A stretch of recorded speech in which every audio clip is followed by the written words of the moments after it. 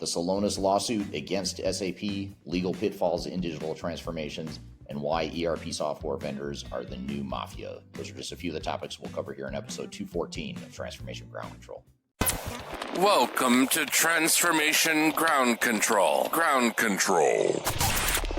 The podcast that covers everything related to digital transformation. This podcast features technology agnostic and international discussions related to digital strategy, software selection, implementation, change management, business process optimization, and everything else you need to know to make your digital transformation project successful.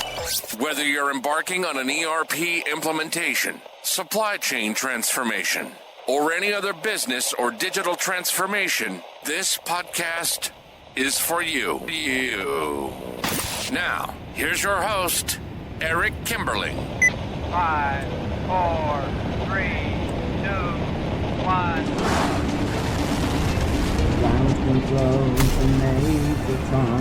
Hello, welcome to Transformation Ground Control, episode number 214. My name is Eric Kimberling, the host here today. I'm the CEO of Third Stage Consulting.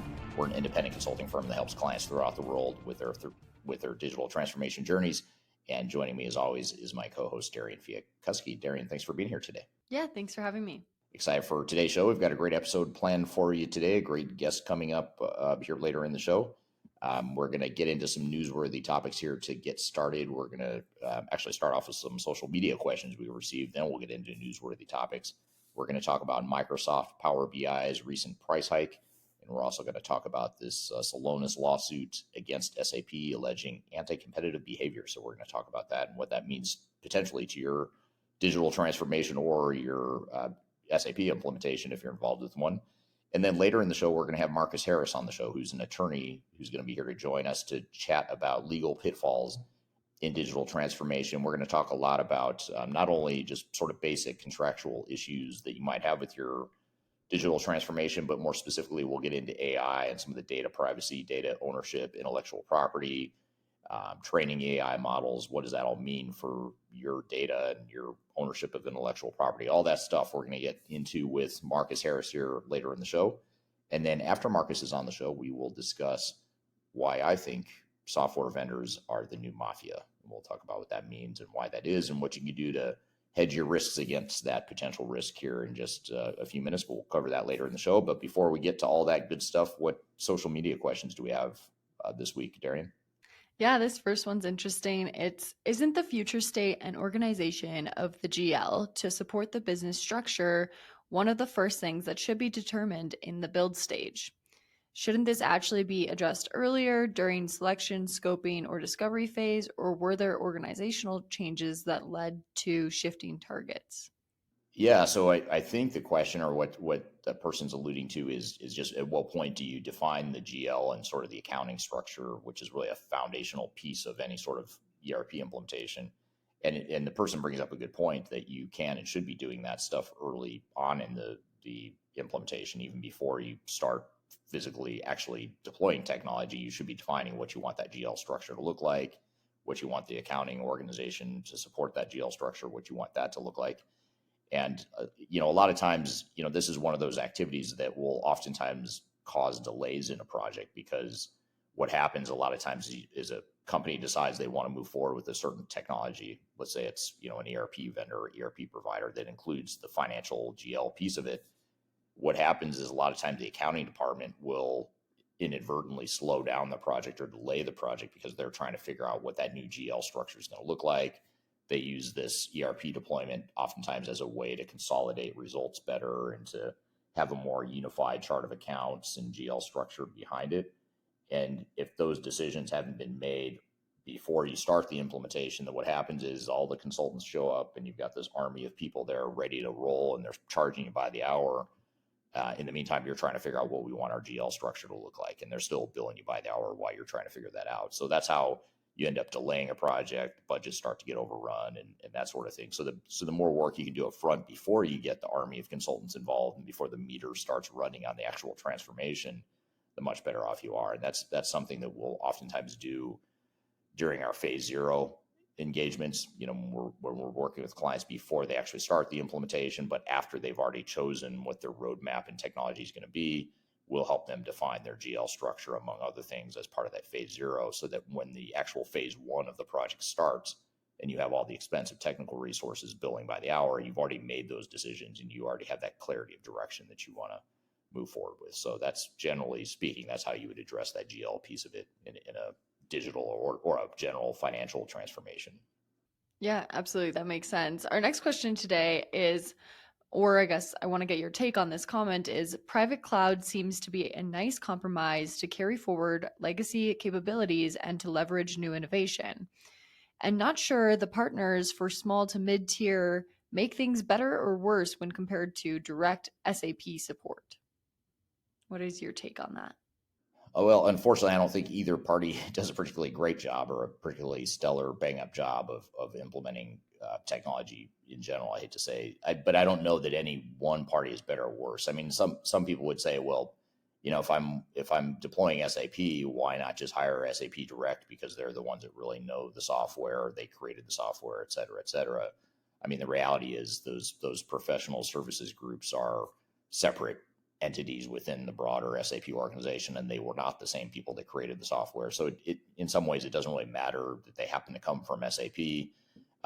Not to mention the fact that most of these big system integrators, especially the big consulting firms, they're hiring from the same pool of subcontractors as every other system integrator out there, including SAP. So having said that, I mean, I don't think there's a material advantage to working with SAP direct. I also don't know that you necessarily get a material advantage by not working with SAP or choosing a system integrator, other than the fact that system integrators are more likely to have a bit deeper, more focused competency that might fit you better.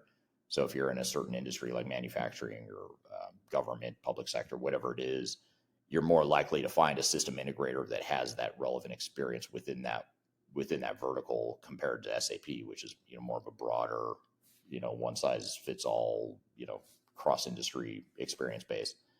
So that'd be the one caveat I'd say that could be an advantage to the third party implementers. But generally speaking, I mean, there's good ones and there's bad ones out there on both sides. You just have to find the one that is best cultural fit and kind of meets the criteria you're looking for. Yeah, absolutely. Well, I want to kind of switch gears here and get into our first newsworthy article of the day. The big story, or the first story of the day, is that Celonis has filed a lawsuit against SAP, accusing the ERP giant of abusing its market power to stifle competition in the process mining space. This lawsuit, which was filed in San Francisco, claims that SAP is making it virtually impossible for customers to use third-party process mining solutions. And this is how they do it. They charge excessive fees for accessing SAP data through non-SAP tools. They push their own process mining solution. You might have to correct me here, but I believe it's Synavio. Yes, Synavio. At significantly lower costs or even for free. And they also spread misleading information about the risks of using non-SAP solutions like Celonis itself. So Celonis argues that these tactics are designed to force customers to stay locked into SAP's ecosystem, making it difficult and very expensive to switch competitors. SAP, for its part, has declined to make any comments so far, so we don't really know what their side of the story is. But I guess I have some questions for you about this, Eric. If these allegations are true, how much does this limit competition in the process mining space? And is this just business as usual for large software vendors, or is this SAP really crossing the line at this point? I've always thought that there's an issue with, ever since SAP bought Signavio, I've always thought, and we've actually noticed it materially in the marketplace, where they are pushing that product so hard that they are, we've seen them sort of push out other third-party options like Celonis. I mean, we work with Celonis. We're not affiliated with Celonis, but we have worked with that tool before. We've also worked with a product called Mavum. It's a company we partner with that provides not only process mining, but process mapping and process management software. It's very robust and in some ways better than Signavio. But SAP creates this closed off ecosystem that really hinders, I think, third-party options. And I think that's their MO. I mean, that's how they built such a juggernaut in the industry. I'm not saying it's okay. I absolutely do not think it's okay, but that is how they built their juggernaut marketing and sales engine that is SAP's marketing and sales engine as we know it today. So that's the way they do it. They create the system integrators, the third party providers. They through acquisition, they go out and buy companies like Signavio. They go buy Ariba, SuccessFactors. They buy all these products to kind of create this closed off SAP ecosystem. And if you're not part of it, you're not welcome in it. So it's sort of the opposite approach that Microsoft takes, or vendors like Microsoft, where Microsoft is sort of the opposite. They take it to the other extreme and say, we're going to open it up to development to third parties. And, they want to play nice with other third party systems. That's sort of their, niche in the marketplace, is being more flexible and more open. SAP has never been known to be an open ecosystem. Either you're part of the ecosystem or you're not. And if you're not welcome in it. So, and then, that it's, frustrating for us as independent third-party advisors too, because, our job is to not care necessarily about SAP. Our job is just to care about clients. And, SAP doesn't like that. And SAP's partners don't like the fact that we're not drinking the SAP Kool-Aid. We're not worshiping the SAP gods. We're just there to help our clients with whatever the needs are. So I think it's an interesting lawsuit. I'll be curious to see how it pans out. I know we'll have Marcus Harris on the show later today. We probably won't get a chance to ask him that question, but that'd be an interesting thing to talk to him about at some point, as far as what that, potential anti-competitive behavior means. Now, I don't know. I'm not an attorney, so I don't know if the lawsuit meets, and even everything I just said, my concerns with the industry and in the SAP space. I don't know if that is enough to say that that's anti-competitive behavior that is worthy of a lawsuit or a valid lawsuit. But just from a more of an ethical, freedom of choice perspective, I think that what SAP does and their strategy, it turns off a lot of customers, and a lot of our customers do not like the approach that SAP takes. And I think this is just one more step in that direction. That, if you're fully all in and on SAP, then maybe it's a good thing. But if you're the type of customer that, you want to use SAP, but you also want to use other products and have the freedom to kind of pick and choose what kind of technologies you use, where you want to use them, it's not such a good thing in that case. Yeah, absolutely. And if, let's say that you're a company that's currently evaluating ERP systems, what should you really watch out for to avoid getting backed into this, like locked in vendor controlled ecosystem? And what strategies can businesses use to maintain flexibility and leverage when working with major ERP providers? Well, in this specific case, with SAP, I'll start there and then I'll talk more broadly about ERP vendors in general. But I think with SAP, you have to recognize that they are, I hate to say it, they're flat out lying when they say that you can't use a third-party process mining tool like a Celonis. Celonis is, we've used Celonis on SAP deployments many times, and it works fine with SAP. When they say you can only use Signavio, they're flat out lying. They just acquired that company not that long ago. That product is not unique, and it was not ever unique to SAP. There's nothing that says that other products can't be used in the same way. But again, SAP's strategy is to tightly control the technology stack that's used by customers and get as big of a footprint as possible. So they don't want you to buy or use a non SAP product. And, I'd say SAP is probably the most guilty of this in a lot of ways, simply because they are the largest, ERP vendor. Oracle isn't as bad in that way, in that regard, but Oracle is another big vendor. They're more notorious for on the contractual side of things, just really kind of turning the screws on customers with audits and increases in subscription costs over time through those audits. So Oracle has other stiff arm tactics they deploy that are maybe a little bit different than SAP's, but those two big elephants in the industry tend to yield their leverage, and they use it to their advantage, which, I guess that's the good news, the bad news with these big tech companies. But, and then again, Microsoft being the third big ERP provider, you don't have that problem in that space, just because they are so open and the architecture is open. The ecosystem is open. It's just, for better or for worse, it's a more of a laissez-faire sort of approach to the world that Microsoft takes. Whereas SAP especially is more the command and control, rigid, vendor lock. I mean, they in my opinion, SAP is sort of the definition. They created the need for a definition called vendor lock because that's what they're masters of. Works to their advantage when it creates profits in the short term, but I'm curious to see. I don't think that's a sustainable model longer term. So I think these ERP vendors are going to have to rethink their strategy if they think this whole, forcing customers into certain decisions. If they think that's a good long term strategy, I think they should probably rethink that. That'd be my free advice to them. Yes, for sure. And speaking of Microsoft, that kind of switches gears nicely into our next newsworthy article of the day. So Microsoft is actually set to raise its prices on Power BI starting April 1st, with an increase of anywhere from 25 to 40% for both Power BI Pro and Power BI Premium. Power BI Pro will jump from $10 to $14 per user, which is a 40% increase. And then Power BI Premium will raise from $20 to $24 per month, which is per user per month, which is 25% increase. So the Microsoft says these price hikes reflect an investment in innovation, but industry experts see it as a strategic push to drive customers towards its Microsoft 365 E5 suite and its new Fabric data platform. I guess the key question here is, will customers take the hit, or are they going to start exploring alternatives? What do you think on that, Eric? I don't know. That's a good question. I don't know that the customers will necessarily respond by just by moving to another to Office or to Microsoft 365 or any other solution necessarily.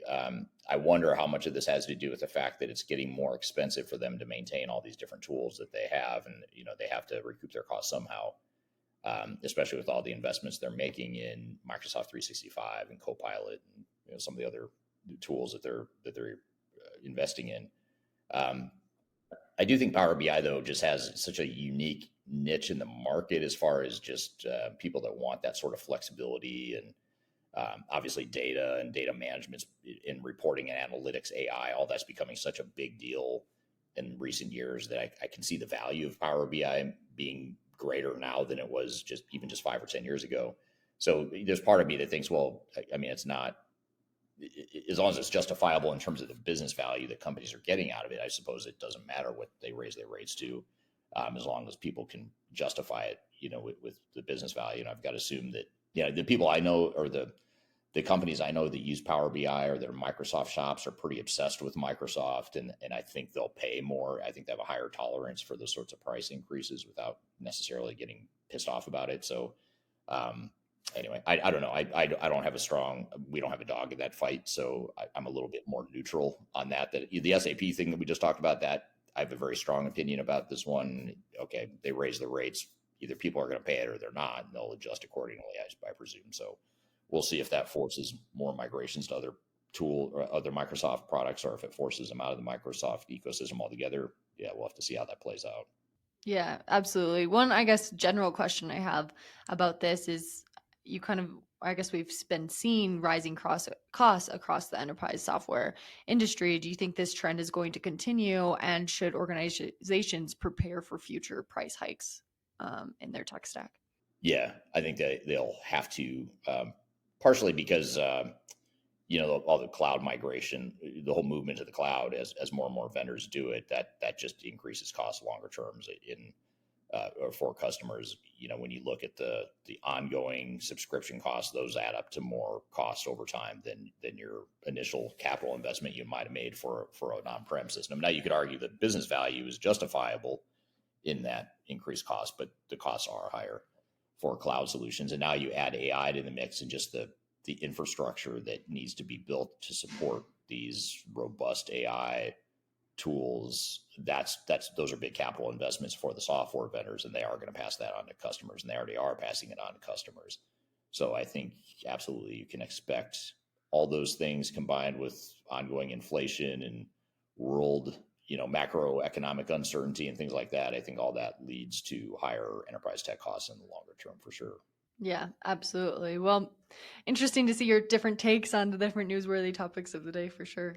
Yeah, interesting stuff. That's really cool stuff, and curious to see how both those things play out, both on the Power BI side of things and with the Celonis SAP lawsuit. We'll have to keep an eye on that as well.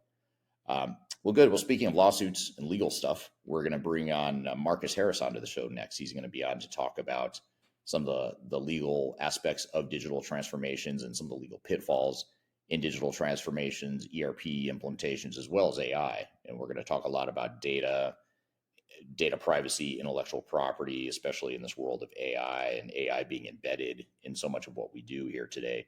We're going to get into a lot of that, a lot of stuff here in this interview. So Marcus has been on the show several times, and every time I learn something new, partially because he's a smart guy and there's a lot to learn from him, but also partially because this is all changing so fast. I mean, with technology changes comes legal implications that are different and different legal risks, and in some cases escalated legal risks. So we're going to talk about all that stuff here in just a moment with Marcus Harris. And then later in the show, we'll talk about how and why ERP softwares are the new mafia, in my opinion. This is my opinion. It's not a stated fact. So we'll talk about why I have that opinion and what you can do to mitigate against that risk later in the show. But we're going to take a quick break. We'll be back with more Transformation Ground Control.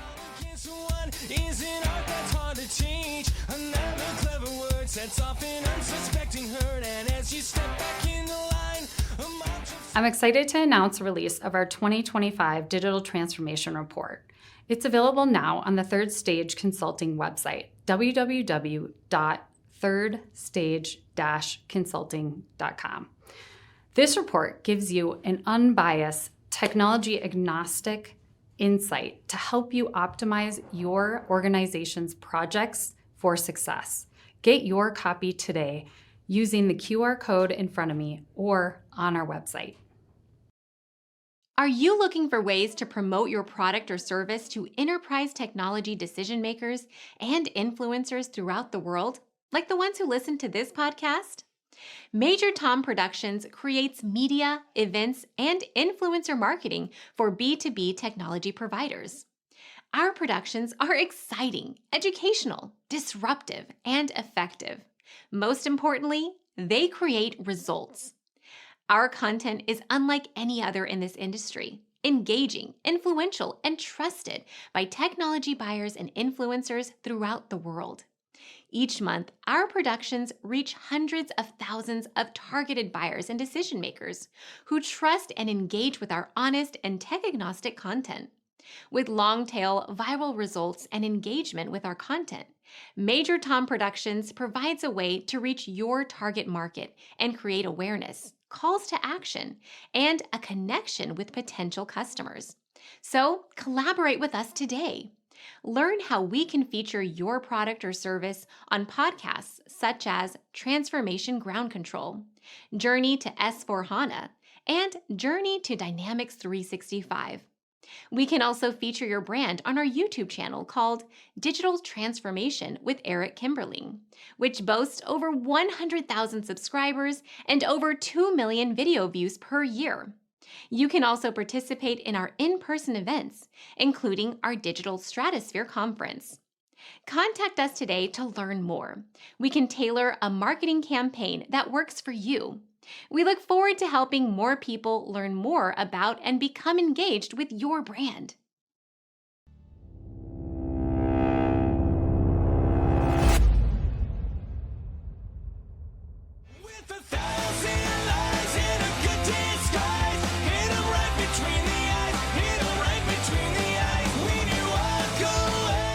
Hello, welcome back to Transformation Ground Control, episode number 214. My name is Eric Kimberling, here with Darian Chwialkowski.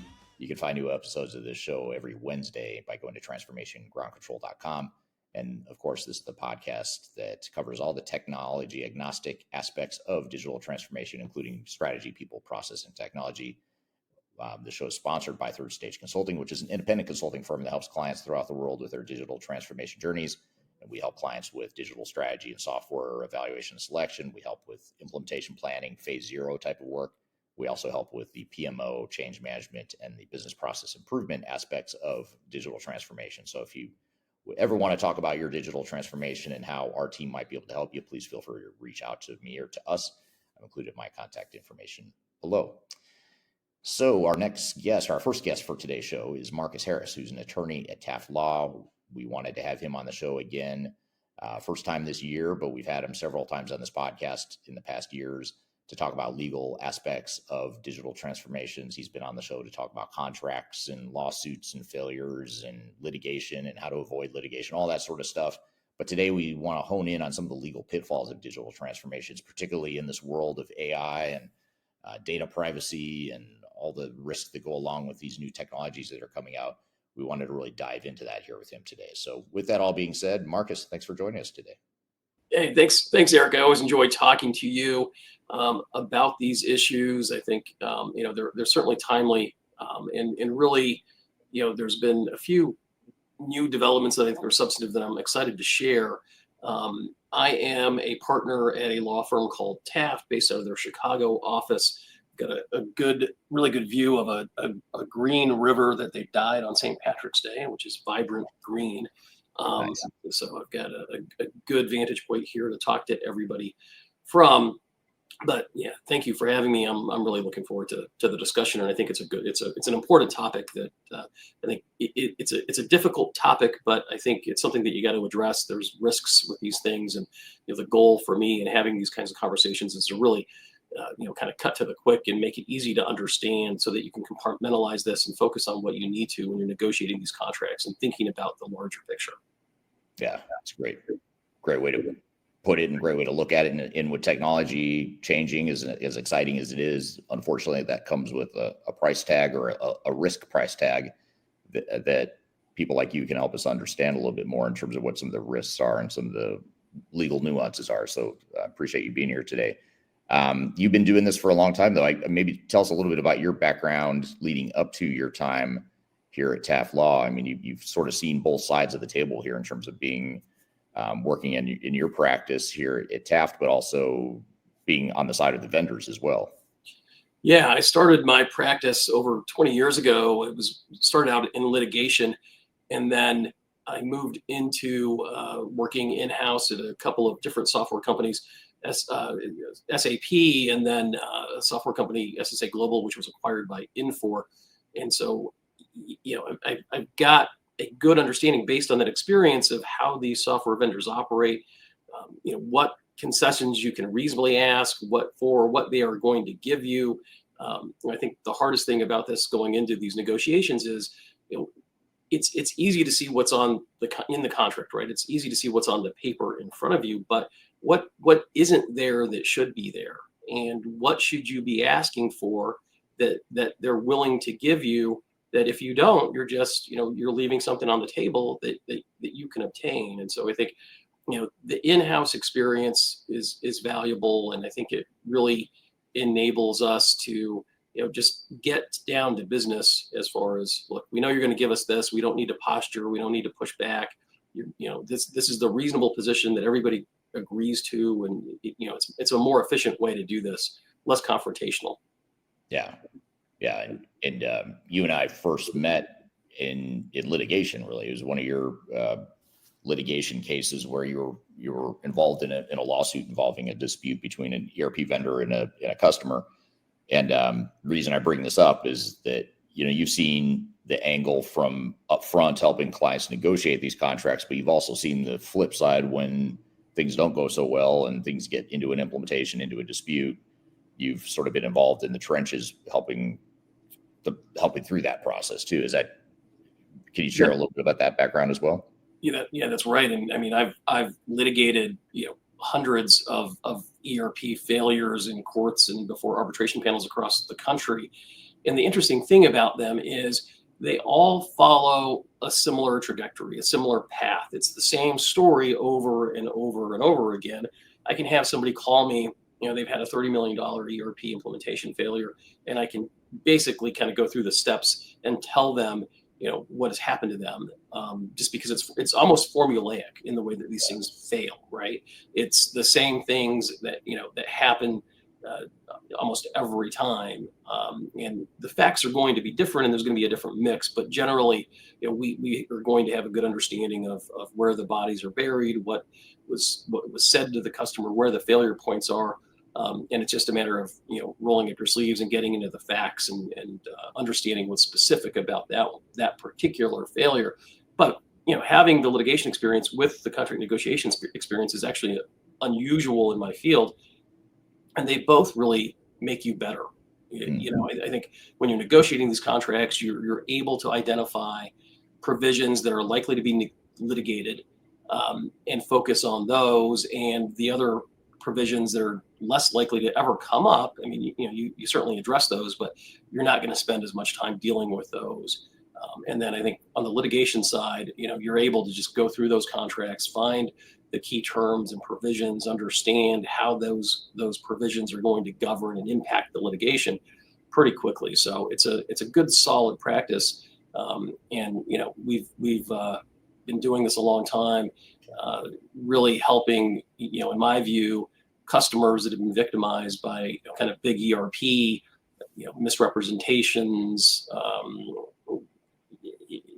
minimizing complexity, and then lack of experience or abandoning projects. I mean, we see all of these things, and we really do hold these guys their feet to the fire, so to speak. Yeah, a lot of flawed assumptions go into these contracts or SOWs oftentimes, and we'll get into a lot of that up here, I'm sure, here today. I'll start with the audience, and if you don't mind just dropping in the chat, what do you see as the biggest concern or risk you have from a legal perspective as it relates to whatever initiative you might be working on, whether it's an ERP implementation or some sort of broader digital transformation?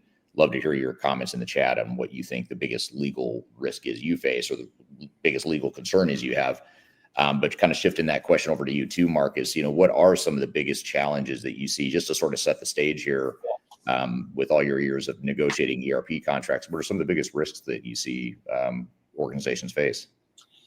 I think you got to look at this in a couple different ways, right? I mean, it's really, what are the risks associated with dealing with ERP vendors in general from a legal perspective, and then what are the risks associated with negotiating the ERP contracts? And I think that's a much narrower question, and that's really changed over time, and particularly over the last, I'd say, probably 3 to 5 years, we've really seen a different emphasis in the way that these guys will negotiate their agreements. And one of the prevalent things that we are seeing on a regular basis in the contracts that we're negotiating is really the presentation to the customer of what appears to be a very simple document. Okay, it will be 2 pages, it'll be 3 pages, and then there is an incorporation by reference of other documents that are found online.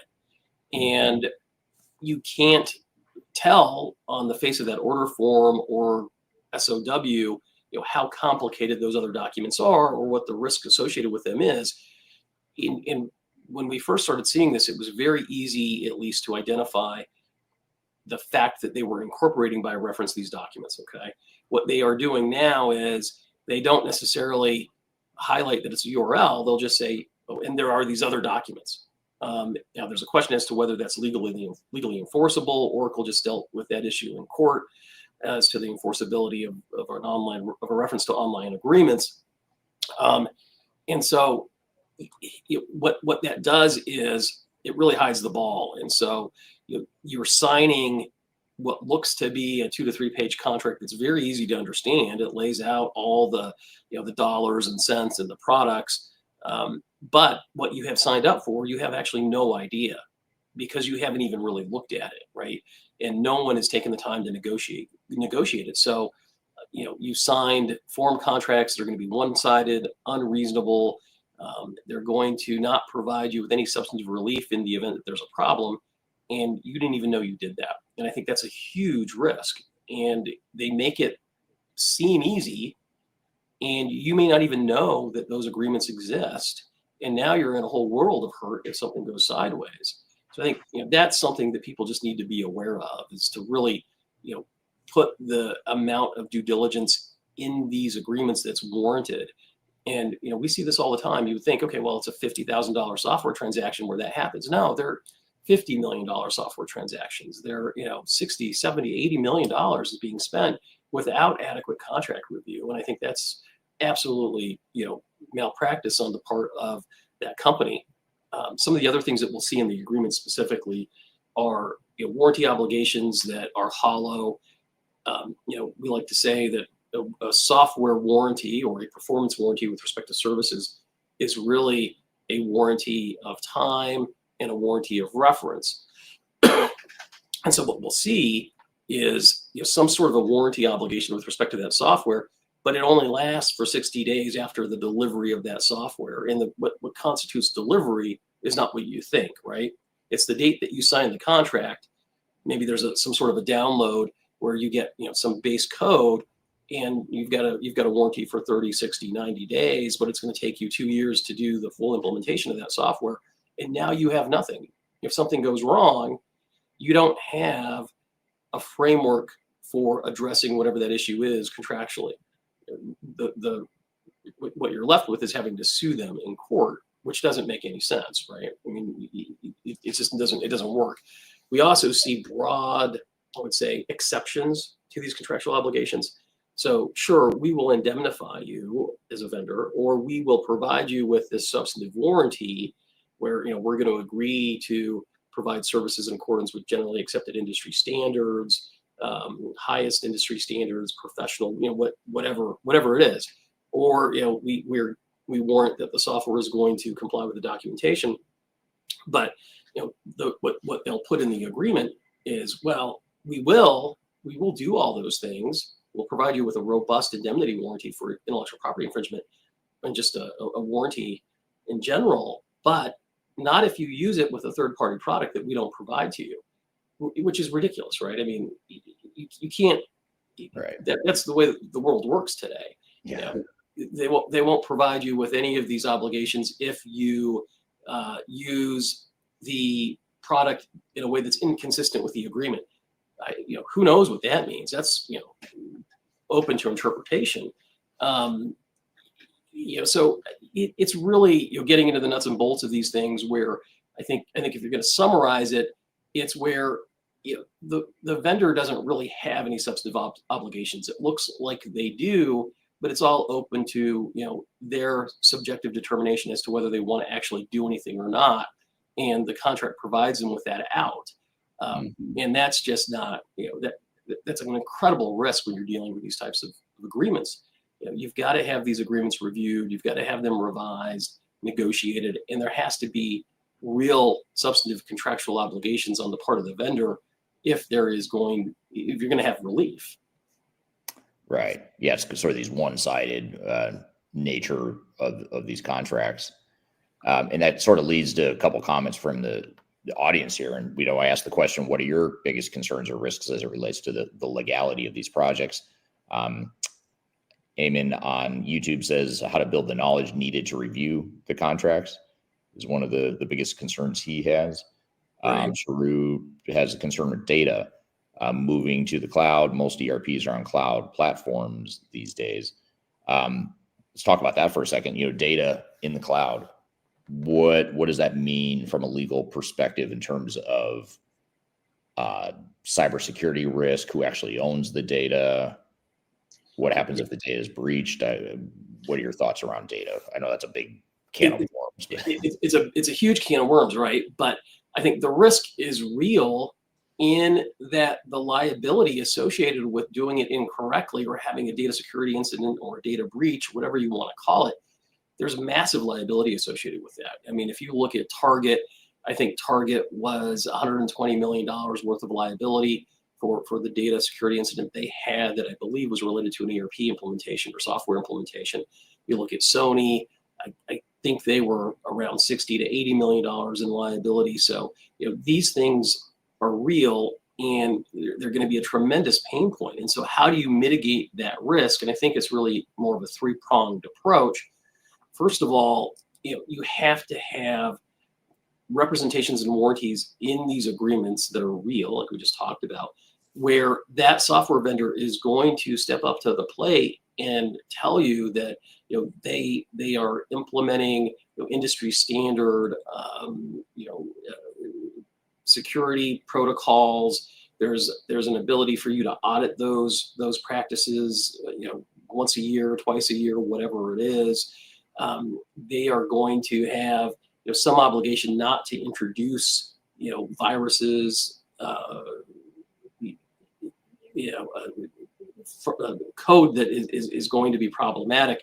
And then you've got to look at the disclaimers of liability associated with those. Data loss is something that used to be typically disclaimed But in the context of data security, it's not really reasonable anymore, and you've got to massage that type of language.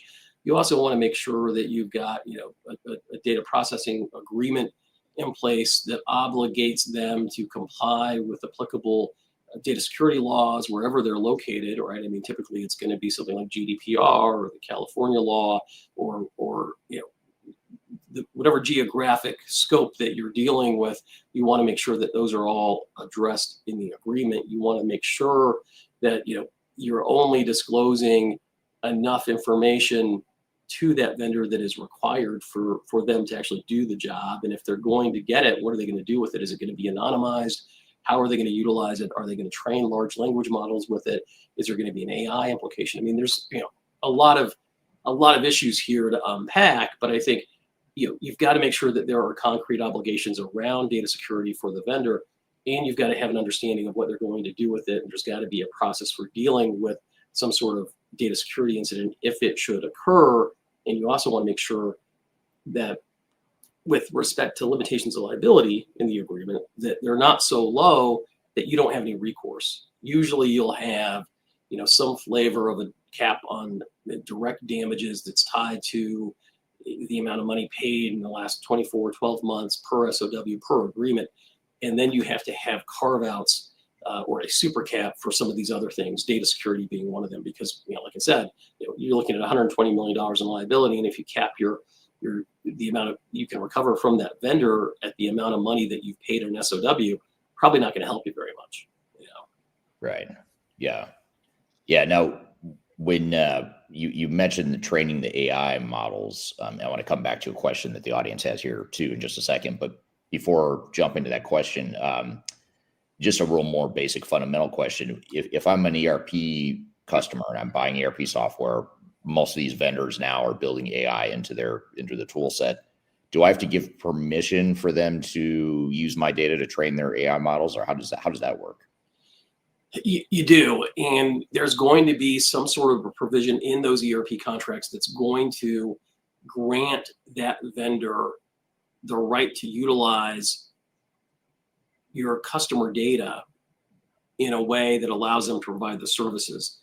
And you have to, there's nuance there, and there's some, fancy footwork that you've got to do to make sure that all aligns.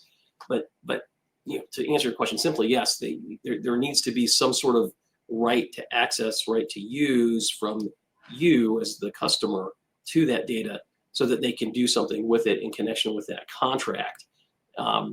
They're also typically going to require that there be some sort of a rep and warranty that you own that data or have the right to it. And if you don't, there's going to be some sort of an indemnity obligation associated with it from you to them, which is probably going to be overly broad, unreasonable, and as expansive as you can imagine, wherein as their indemnity obligation to you is going to be incredibly narrow and ineffective. Right. Now, what about this? Speaking of AI, here's another question. This is a great question from Darian on LinkedIn. She says, with the rise of AI-driven ERP solutions, do you see vendors shifting even more liability onto customers for AI-related errors or misinterpretations? So AI, in other words, has a delusion, it's delusion, delusions in it or whatever, or misinterpretation of data. Is that risk you, the customer, or is that risk the vendors, or both, or how do you view that? Well, I mean, I think in the ideal world, as a customer, you're going to want to put most of that risk on a vendor, and from the vendor's perspective, they're going to want to put most of that risk on you, right? And so there's got to be a middle ground where there's a reasonable allocation of the risk that is associated with faulty performance of that AI model. And usually the contractual framework that we use for software in general is going to be the model that you're going to use to address it. But certainly there's going to be a reluctance on the part of that vendor to have much responsibility for the outputs, right? And they're going to try to put as much responsibility on you for how you're using that AI functionality. Certainly, you need to be responsible for the outputs that are being generated. There's going to be issues around indemnification, especially from an intellectual property standpoint. And this is a very valid issue that comes up pretty frequently right now, is how do you obligate that vendor to represent that they own, the data that is being used to train that large language model, especially if it's an open model and they're just getting it off the internet. There's got to be some sort of a representation that they've got at least a right to utilize that. But good luck trying to get them to indemnify you for infringement. It's going to be challenging. We've got certain strategies that we've developed over the last couple of years that we're utilizing with particularly AI vendors, and certainly with ERP providers that incorporate AI functionality into their contracts. But it's a minefield right now of legal liability and negotiating these contracts to try to be reasonable. And I think the larger AI providers that we've dealt with are pretty balanced and reasonable with the way they address these issues. Yeah. And I'd say it's the ERP providers that are difficult. I'm sorry, say that again. It's the ERP providers. The ERP providers that are incorporating AI functionality into their product, they're a little bit more difficult to deal with. Mm-hmm. Yeah. I'd say something like OpenAI is generally pretty reasonable in negotiating their contract, where somebody like SAP is, seems like they're consistently trying to hide the ball, and they've got language in there that allows them to modify the contract at their discretion unilaterally to address changes in AI functionality going forward. And it's hard to beat that back sometimes. Yeah, that makes total sense. I want to say hello to Sandra, who's joining us here from Chicago. Thanks for being here, Sandra. So along those lines, then, what about, you said the ERP vendors are a little more difficult to deal with than, say, an OpenAI or some of the AI specific vendors out there. What about, not just in terms of contract negotiation, but also in terms of data ownership or intellectual property, I should say. And let me try to phrase this in a layman term sort of way. But when I've got data within my organization and I'm using it within an AI model, let's just say I've given permission to the vendor to use my data to train its AI model and whatever results I get back from it. Do I still own that data? Have I given up some sort of ownership of that data, or how does that work? Because I've read recently how you can't get a copyright on something that AI helps you write, and so there's intellectual property issues there. But what about if it's already my data? It starts off as my data, but then I use it to feed an AI model. Do I cede any sort of control or ownership of that data and intellectual property? You very well might.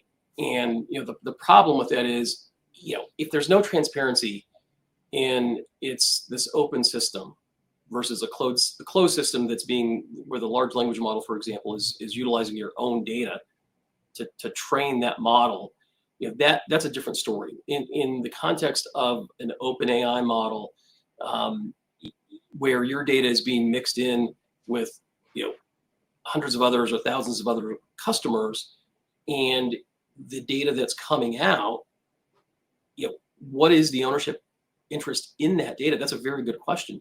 And you're absolutely right, Eric, when you say that information is not copyrightable. And there's some nuance to that. I mean, if there's substantive human involvement, and I'm speaking generally right now, then certainly you could get, the case law suggests you certainly can get some sort of copyright on that if there's human intervention, human involvement with the output at some point. But if it's simply machine generated output, if you can't even get a copyright ownership interest in it, what's the ownership associated with the output in general? I mean, certainly you own, or you should, and the contract should address that you own the underlying data, right? But what the ownership structure associated with the output is not always clear. And I think when you're negotiating these contracts, you need to make it clear. And it's going to be dependent on the type of large language model, the type of AI functionality that you're dealing with and what it does specifically. So, it's not an easy question to answer, actually. Yeah. I was hoping for that easy answer, that one size fits all answer. Well, yeah, consultants and lawyers like to say it depends, right? And there's unfortunately some validity to that. Yeah. I know I keep asking you some of these questions in different, I'm framing it different ways, wording it a little bit differently, hoping I get that easy answer, but it usually comes down to, it depends. Yeah. After all these years of knowing you, I should know that that's the answer we're going to get, but it is true. I mean, it just goes to show though, how much this stuff changes, and with technology changing as fast as it is, that means the legal implications are changing quickly too, in terms of some of the stuff you've got to look for in contracts and whatnot. How do you see, do you see any sort of material impact of AI on, let's just say, the success or failure or risk level of these sorts of implementations? Have you seen enough data? Are we far enough into the journey to know yet how AI is going to affect the legal, or not the legal aspect, but just the risk level of these projects? Well, I think that's a really interesting question. You can deal with that question in a couple of different ways. And one is the utilization by the implementation team of artificial intelligence tools or functionality to help them implement, integrate, customize, and modify that ERP system. And I think there's a tremendous amount of risk associated with that, because who knows what they're utilizing, what kind of rights they have in that functionality. Are they going online and basically copying code? And again, what's the ownership interest in that code, and is it infringing if you can't even get a copyright in it? I mean, these are nuanced, roundabout kind of questions that are incredibly interesting, certainly to lawyers. But yeah, I mean, I think the utilization of artificial intelligence in the implementation process itself, I think, creates substantive risk.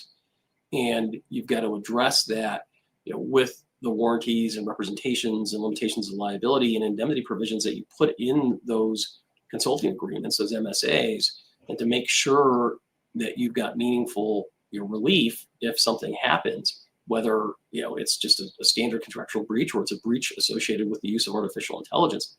The other way to answer that question is, what risk does the incorporation and utilization of artificial intelligence into the ERP product by the customer, or the use of it by the customer, what risks does that carry? And I mean, I think it carries a tremendous amount of risk, depending on what the nature of that functionality is exactly, and how you're using it, right? I mean, if you're using it in connection with making decisions about hiring or firing, that's going to present a certain type of risk that's going to be different if you're using it to automate the process of the review and processing of invoices or something, right? So the use case is going to dictate the risk, but I mean, there's a tremendous amount of risk associated with it. I mean, you've got to look to things like, are we going to accidentally disclose trade secrets? Are we going to be incorporating confidential and proprietary information into the AI model? The copyright infringement, something that you referenced a second ago. What kind of algorithmic bias are we being subjected to because of the AI model? Yeah, and I think having an understanding of the transparency associated with the algorithm, depending on what you're utilizing it for, is going to be important, and putting that kind of language in the contract so that you understand what you're getting yourself into and where the risks are, so that you can mitigate those risks within the body of that contract, is going to make a lot of sense. Yeah, that's super interesting. And I also wonder, I suppose this isn't so much a legal angle as it is just more of a business competitive angle, but I do wonder over time, what does that mean if you've got, let's just say you're using SAP and you're training SAP's LLM to give you your AI outputs that you need to, make decisions or to run your business. And every other competitor in your industry, or a bunch of other competitors in your industry, are also using that same AI model. Does that just sort of water down your competitive advantage now? And who's the real winner here? Is the winner you, the customer, or is the winner going to be SAP in this case, or the software vendor, because now they've got all this data and this mass, really cool, well-trained AI model, which is great for SAP, but is that great for you as a customer now? You've just sort of like given up your core competitive advantage potentially. Yeah, no, I think you're right on with that analysis. And I think for me, the way that I would view this is, I mean, I think the winner in that scenario is the software vendor. They're getting all this information, the data, the processes They're understanding, how their customers operate. And one of the things that we have been seeing, I would say really in the last 2 years, and certainly more now, is when we are negotiating these contracts, these vendors are trying to very much put a fence around the data that you have incorporated into or input into their system. And so if you remember, about 5 years ago, maybe it's a little bit longer than that, there was this whole indirect use concept associated with SAP, where if you had another piece of hardware or another piece of software that was actually interfacing and pulling data from the SAP system, that would count as a user, and it would count against your license metric, and there would be fees that would be due to SAP for that. And they very much want to do that with your data. And so, if you're going to put that data into, we'll just use SAP as an example, into SAP, you have to make sure you understand what fees are they going to try to generate from your utilization of your own data to train third-party artificial intelligence software. Okay, because this is a repository of all your data anyway, I would assume, right? Yeah. And so now they're trying to extract additional money for you to be able to utilize that data to do other things with it outside of that SAP ecosystem. And where's the value add for that? I don't know, but it's certainly going to be expensive. And you got to look at that contract very carefully to make sure that you understand their ability to charge fees for that and the fee structure that's going to be utilized to extract additional fees from you. No wonder the vendors love AI so much. Yeah. all the stuff you're saying is like, well, yeah, no wonder they're investing so much money in AI, because they're making a good amount back on that. I think, yeah, definitely. I mean, you look at this, and I look at a lot of this AI stuff as kind of a shiny object, right? It's a lot of sizzle. Maybe it's not a lot of stake right now. It's hard to tell, but everybody's trying to sell you artificial intelligence.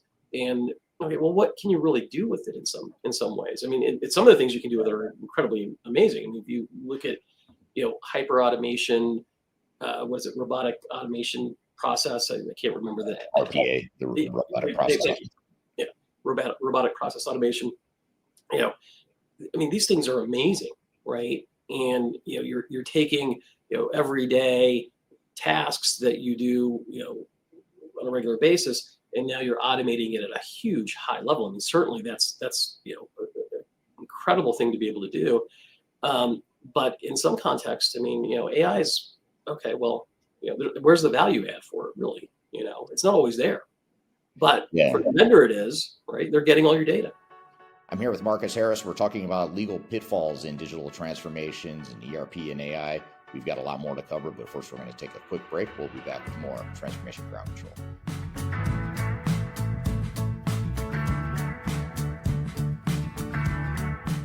My name is Eric Kimberling, and I'm the CEO and founder of Third Stage Consulting. Before we dive too far into today's content, I want to invite you to learn a little bit more about Third Stage Consulting, who we are and what we do. I've included a link to a video right here that describes Third Stage in a bit more detail. It talks about our story, our history, our philosophy, our clients, our service offerings, and that sort of thing. But in general, what Third Stage Consulting does is we're an independent and tech-agnostic consulting provider. We help clients through their entire digital transformation life cycles, beginning with digital strategy, software evaluation and selection, all the way through and including implementation planning, implementation readiness, and the actual implementation itself. We're technology agnostic, so we only represent our clients' best interests. We do not represent software vendors. But having said that, we work very closely with software vendors, all the leading players that you can imagine we've worked with, both in helping clients evaluate and select them, but also in helping clients implement those solutions as well. So we have a very broad, objective, agnostic view of the market that is meant to really represent your interest as you go through your digital transformation. I also encourage you to scan this QR code right here to get access to our resource center. This resource center has a ton of information, a ton of ebooks that are free. You have access to top 10 software rankings, playbooks for how to make your project more successful, guides to change management, YouTube videos, all kinds of stuff that are going to help you through your digital transformation. So I encourage you to scan this QR code to get access to those resources. And please feel free to reach out to me directly to brainstorm ideas about your project. Even if it's just informally, you want to bounce around some ideas and get some informal advice, I'd be happy to spend some time with you. So feel free to reach out to me. I've included my contact information below. You can also find it in the description field of this video as well. The last thing you want to have happen is for your digital transformation to end up in court. I've been doing this for 20 years and I have seen everything. My name is Marcus Harris. I'm a software and technology attorney focusing my practice on drafting and negotiating software-related contracts and litigating software disputes across the country. Feel free to reach out to us at taftlaw.com. We'd love to talk to you about the litigation process and what you can expect.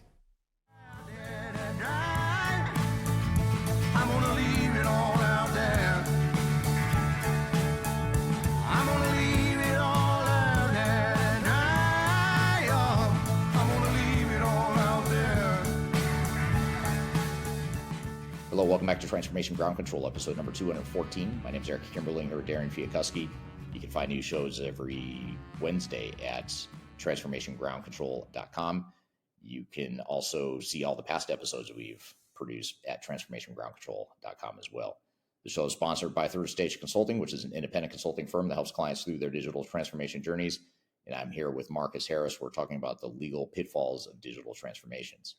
I don't know if you saw it, but we had Jan Bond was on this show just a couple of weeks ago, and he's the one that founded Bond Software, which is a big ERP provider back in the 80s and 90s. They were a prominent ERP vendor, and now he started another company, more of a microservices composable ERP sort of tool set. Anyway, he was on the show, and he was adamant about how your AI should never be within the ERP system. The ERP system should just be basically the transaction of record, and then you want to layer on top of that an AI model that you own, you control, not the vendor. And there's something to be said for that. I thought he had a pretty compelling argument, because you do think about, well, if data is a really important asset to me as an organization, and I want to be able to make decisions better than my competitors, why would I just give all that up, to a big software vendor who now makes that commercially available to every other competitor and non-competitor out there? I could not agree more. I mean, I think you're ceding control over one of your most valuable assets to a third party that's going to then charge you to be able to utilize it in a way that you want to, right? Yeah. And one of the core tenets I go by when I'm reviewing, negotiating these contracts is to get as much flexibility as I can for my client in the way that they're going to utilize this software. So it's either a license, like a traditional on-prem license, it's an access to a cloud solution, but the goal is to get all the indicia of ownership within the constraints of that contractual framework, so that you don't have to pay additional fees for utilizing the software in ways that make sense for you. And it's even more true with your data. I mean, you don't want to give up ownership of your data, which you aren't necessarily giving up ownership of it, but you're giving up flexibility, and you're subjecting yourself to fees for the use of something that is yours. Right. I mean, it doesn't make any sense. Yeah, it doesn't make any sense. But when you're a big ERP vendor and you have that sort of control and lock-in of customers and that sort of thing, I guess you can do those sorts of things because you can. Absolutely, right. I mean, you're kind of at the mercy of these ERP vendors. They're the only game in town. Right. Here's a really interesting question kind of related to that. And I had never thought of this question before, but I think it's a brilliant question. This is from Emerson on YouTube. Emerson says, will independent AI organizations also develop parasitic relationships that also provide lock-in across verticals and horizontals? So in other words, if we do what we're saying, or what Jan Bond would suggest, or what it sounds like you might be suggesting too, if we say we're going to use a separate AI tool set to sort of bolt on to our existing technology stack, whatever that is, will that AI vendor then just become the next big ERP vendor to now get us locked in and hard to get out of? What are your thoughts there if you had to predict the future? I would be pessimistic, and I would say absolutely that's what they're going to want to do, right? Because that's where the fee generation is. If they've got a lock on your data, and they can make a reasonable argument that there's some value add that you need to pay for in order to utilize that data with a third party product, they're gonna find a way to get that money from you. And I think that's a great way to say it. It's a parasitic relationship, right? And Jan Bond is absolutely right. Like, why on earth would you put all of the sensitive data into your ERP system and give up maybe not ownership of it, but control over it. Yeah. Yeah. Now, what about kind of coming back to the point you were making earlier around training AI models? I know this is asking you to give sort of a legal recommendation when you don't have all the facts, which I know is something that drives attorneys crazy. But just in generally speaking, would you advise to embed and reserve rights to train AI on anonymized data in the contracts, or give away to opt out? How do you negotiate that piece of it? Well, I mean, I think if it's going to be data is a broad word, right? But certainly if it's going to be personally identifiable information that you have an obligation to protect in connection with data security laws and regulations, then you're most likely going to want to utilize best practices and anonymize that data to the extent that you can. I mean, can it be de-anonymized? Probably, but you've got to put contractual framework or restrictions around that vendor's ability to do that. But I think certainly to get the value out of that AI functionality, you're going to have to give something up, right? And I think putting anonymized data is probably the way to go, because at least it's going to allow you to assert that you've complied with your data security obligations. And I mean, maybe you're giving up less control of that data. I don't know. Right. Yeah, very, very interesting. And a couple different angles I hadn't thought of before here, as it relates to this. Are there any other anything else we haven't talked about as it relates to AI adoption and some of the legal risks associated with it? Is there anything else kind of low hanging fruit we should be aware of when we're negotiating these contracts? Yeah, I mean, I think there's just a ton, and it's hard. It's such a broad question. I think you've really got to be concerned with, just as a general tenet when you're talking about artificial intelligence, it's data security. What happens to your data? Are you disclosing inadvertently proprietary information, confidential information, trade secret information that you can't get back, right? What are implications for intellectual property infringement and intellectual property protection? You talked about it's kind of watering down and making a level playing field for everybody, but if you're trying to protect the output that you're getting from utilizing your data in this AI functionality, if it can't be copyrighted, how are you going to protect it, right? I mean, what competitive advantage are you actually getting from it, and how are you able to exploit that and capitalize on it versus your competitors? Everything they're now having the same information, right? You have to have some level of transparency about what is that vendor doing from a safeguarding aspect with respect to your data and your information. You have to have an understanding of how that algorithm might work. You want to understand bias issues. You can't have an over reliance on the AI functionality in general. I mean, you've got to have some human involved in that process in some way, shape, or form to be able to just double check to make sure that this is accurate. And certainly from an intellectual property perspective, if you're trying to protect anything, you're going to want to have substantive involvement from a real person, that's making decisions about, how to incorporate, how to select, and how to modify. Yeah. Very interesting. What about the cross-border data transfers? So if I'm a multinational organization or if I'm a domestic organization, do I need to worry about where the data goes? You do. And I think you've got to really have some understanding of the geographical reach of, how you're going to utilize that information, right? So I think, where are you getting it from? So, I mean, if you're a global company, which affiliates, which subsidiaries, which offices are you collecting information from? Okay. Because each one of those jurisdictions is going to treat data security or data security obligations, privacy issues associated with it. They're all going to be treated slightly differently. There's going to be some overlap, certainly. And I think the default for a long time has been, if I comply with the strict regulations of GDPR, I'm going to be generally okay. And I think there's some value to that, but you still have to have an understanding of, what geographic regions are you collecting from? Where do these people live? What laws are they subjected to? And it's not even just with respect to foreign countries. Okay, so you're gathering information from the EU, but what about China? What kind of personally identifiable information regulations are currently in place, in whatever jurisdiction that you're dealing with? California, EU, okay, well, those are kind of, well settled, but, there are new state laws coming online all the time, right?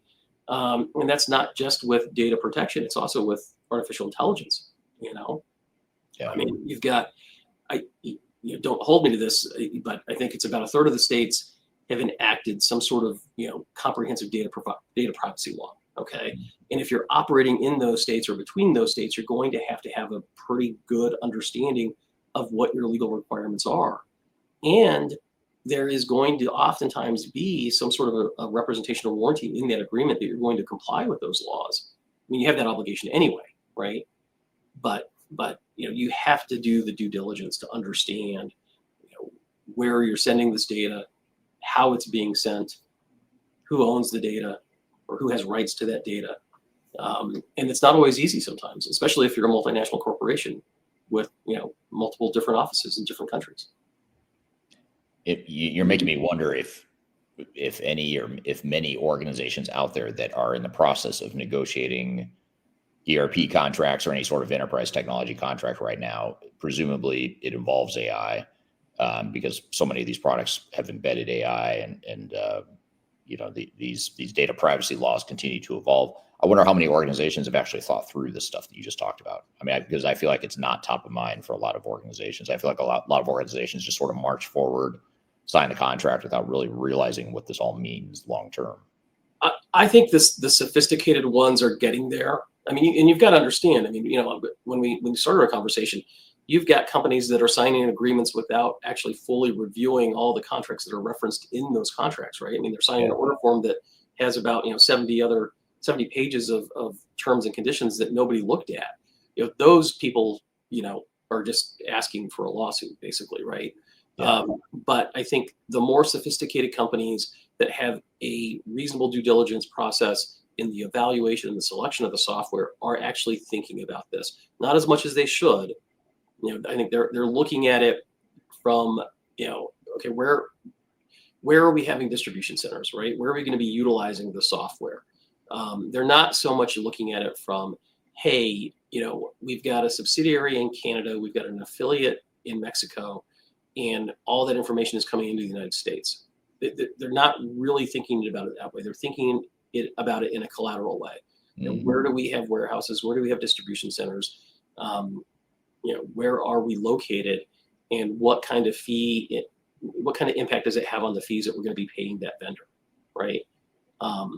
And then I think they start thinking about their data security obligations in those different jurisdictions. Yeah. But still not substantively. What about so we've talked about the sort of the contractual vendor facing side of some of these contractual and intellectual property data privacy sorts of issues. What about though, as it relates to our employees? Let's just set aside the vendor facing side of things and just talk about our own employees internally. What should we be thinking about when it comes to data privacy?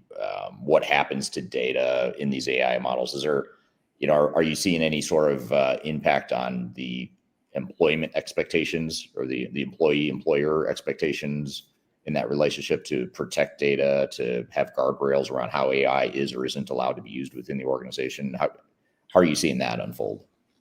It's a little bit of a different scenario. And I think from a data protection standpoint, your obligations are your obligations, right? And whether it's a customer or an employee, if you've got personally identifiable information that is subject to data security regulations or laws, you've got to comply with those obligations.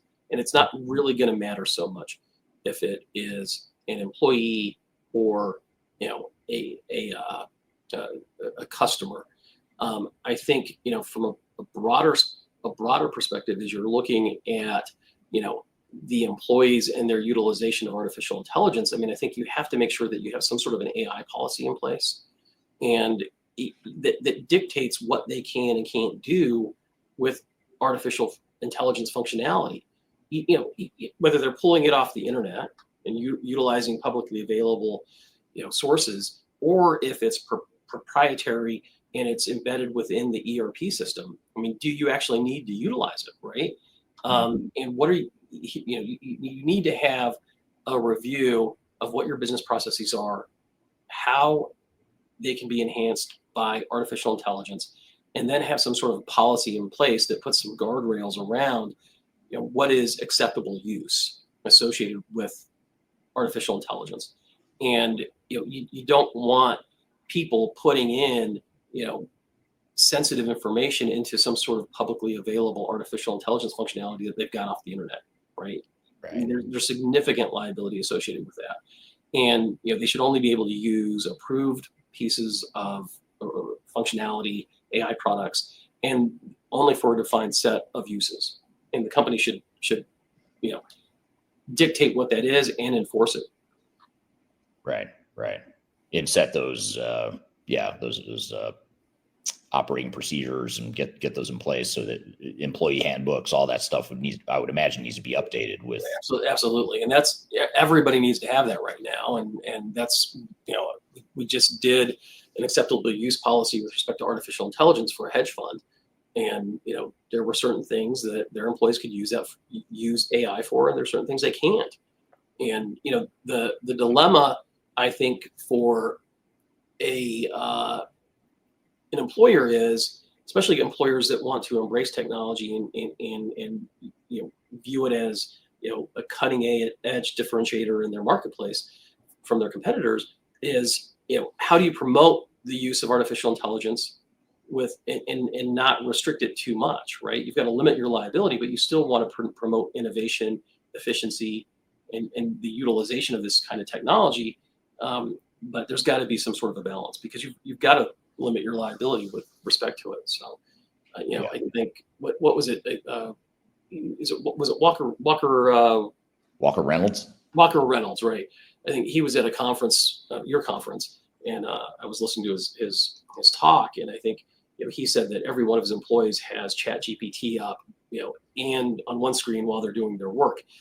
There's value to that, certainly, but there's tremendous amount of risk, right? If you're not monitoring what they're doing, you're asking for trouble.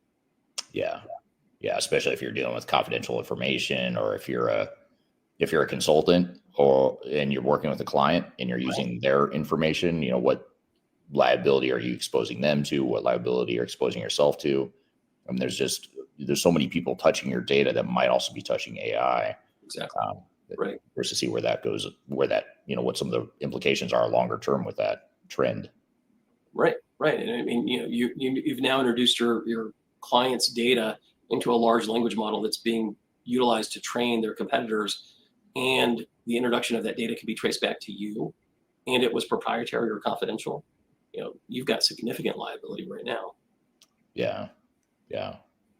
Now, what about given all this? Well, before I ask you this other question, I'll ask you a different one. If a company does find itself in some sort of legal dispute with the ERP or AI vendor, what immediate steps should they take? And we haven't really talked about legal disputes yet, but let's assume that something happens with these contracts, something gets sideways, they didn't negotiate something right up front, or your vendor doesn't deliver as promised the way they said they would, or you think they should have. You find yourself in sort of a potential legal dispute. What do you recommend as a first step there? Yeah, I mean, well, the absolute first step is preserve all your data. Okay, all the communications. You want to put a hold on deleting anything that's related to that project, that implementation, and make sure that you preserved it so that you can utilize it later. All right, and that could be anything from text messages to recordings of Zoom meetings, Teams meetings, whatever you're utilizing. But all that needs to be preserved. And then the second thing I think you really need to do is you have to have a cost benefit analysis. I mean, is this project savable? Okay. Can you salvage this? Have you lost all confidence in this vendor's ability to do what they said they were going to do? Right. And, as I always say, that, these things don't fail. You don't get into legal trouble normally because the software doesn't work. It's the implementation and integration of that software that causes the problem. And, have you lost all faith? Can you turn this thing around? And if the answer to that question is you can turn it around, we still have some level of trust in this vendor, I think you're going to want to do everything you can to get that project right-sided and avoid a legal dispute. And the reality of this is you spend $20-30 million or more on an SAP Oracle system, or whatever vendor it is, and you sue them, they're not going to take that lightly. They are going to push back hard. This is serious litigation. They're going to have huge law firms on the other side. It's not something that you do lightly.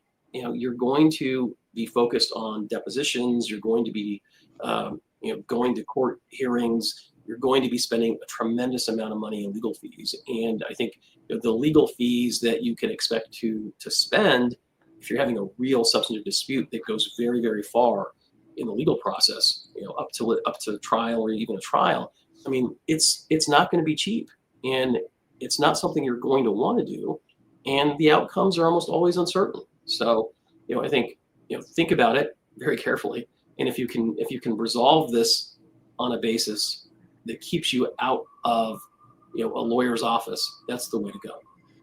Yeah, and of course, a lot of this all begins with where we began this conversation, as far as negotiating the right contracts, making sure you're all on the same page and have a clear understanding of the assumptions behind the agreement and the T's and C's of what's in the agreements you're signing with the vendors.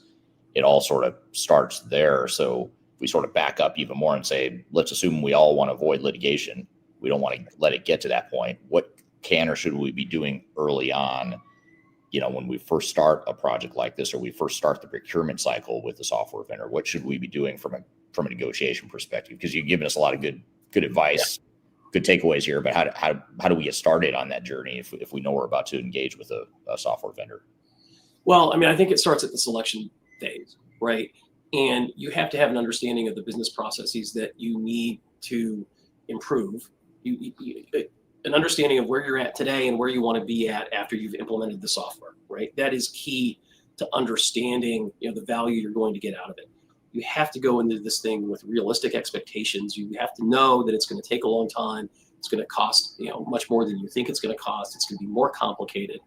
And you have to take everything that vendor says with a grain of salt.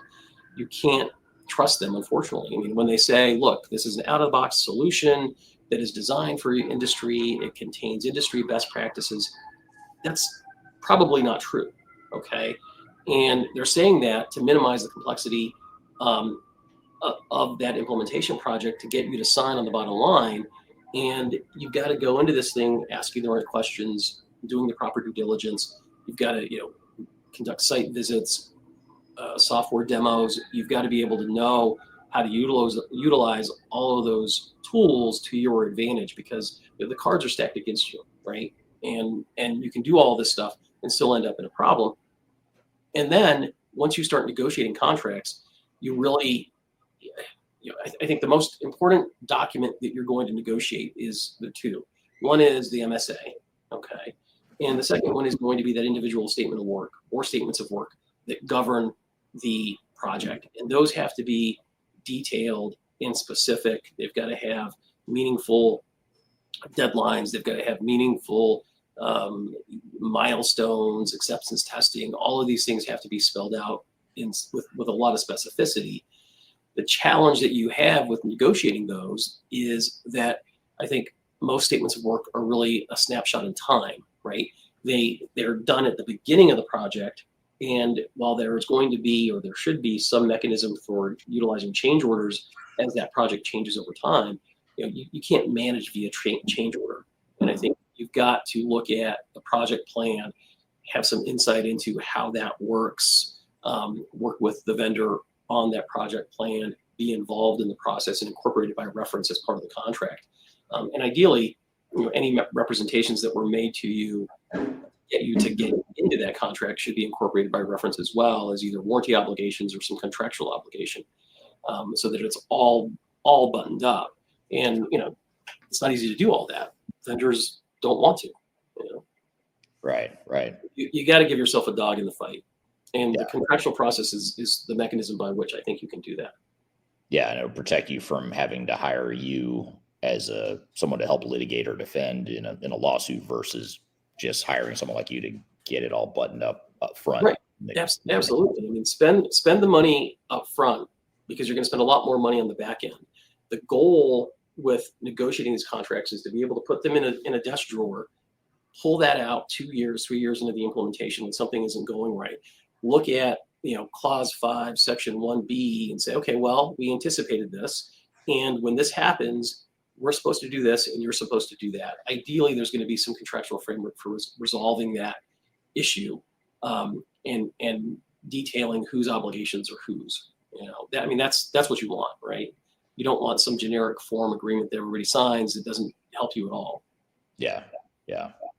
I love that in a couple of your responses, including this last question I had just asked you, in the background, you could hear sirens, these ominous sirens, like fire trucks or whatever you could hear through your office there. It was very, did you plan it that way to, as you're talking about the risk, the legal risk, you could hear sirens in the background, which made me. No, I wish I did. It's a nice soundtrack, to make you take these things seriously. Unfortunately, I'm in Chicago downtown. And so I don't even hear them anymore. So.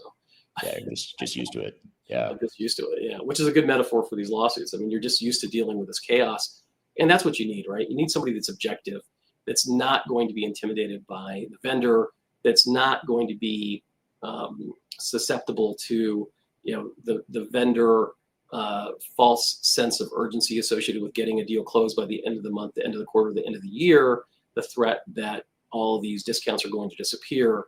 You need somebody that can stand up and guide you through this process. And it's not just lawyers that do that. It's also people like you. It's, the software selection consultants, people that are going to negotiate the business terms specifically, that you can hire people like that. There's a team of professionals that you can utilize and you should utilize if the deal size is big enough. Yeah. Well, you've established yourself as quite the thought leader in this space for people that maybe they're not quite ready to reach out to you, have a direct conversation yet. How could they follow you on? I know you've got a YouTube channel, LinkedIn. What are some of the best ways how can they find you in some of the content? Yeah, I mean, you can find us on our socials. It's Marcus Harris Attorney or Software Attorney, Marcus Harris Software Attorney. If you put Marcus Harris in, you're going to get an NFL player, which unfortunately my NFL playing career is probably not going to happen anymore. Probably a little late for me, though I had big dreams at one point. You still have time. We always have time, right? Your MBA career is probably in the not in the rear view mirror, but in front of you as well. And being 5'9", I'm a perfect prototypical NBA player. it could be a shooting guard, maybe, I don't know, or point guard. But yeah, Marcus Harris, Software Attorney, is going to get you to our YouTube channel, our LinkedIn. It's going to get you to TikTok and Instagram and Twitter, Blue Sky. I mean, it's we're virtually everywhere. So there's a lot of good content on our channels, long form videos, short form videos, and I invite you to, if you're not ready to have a live conversation, I mean, take advantage of that. It's a good resource, and it walks through a lot of these things in more detail, in a way that I hope is easy to understand and digestible. Yeah, I was just going to say those exact words. The content you put out is, well, first of all, I'll say you're the only attorney I enjoy listening to. And I mean that there's no other attorney I want to listen to, which I don't know if that's a compliment to you or an indictment on your profession, but it's a little bit of both, I think. Yeah. Right. I'm kidding, but I do actually I really like your content because you make it so easy for the layperson to understand. It's not, as smart as you are with the legalese, obviously you have a way of sort of dumbing it down for people like me that don't understand legal stuff. So I do recommend you follow your TikTok channel. Your YouTube channel is really good too. You put a lot of effort into that, especially recently. Well, thank you again, Marcus, and thank you to the audience for the great questions there. Really appreciate your time and great questions and comments here today. We've got a lot more to cover here. We want to dive into some of that discussion with Marcus and just follow up on a couple threads that he brought up here during that conversation. And then we also want to get into why ERP software vendors are the new mafia. So we'll get to all that and more here in just a few moments. We'll be right back with more Transformation Ground.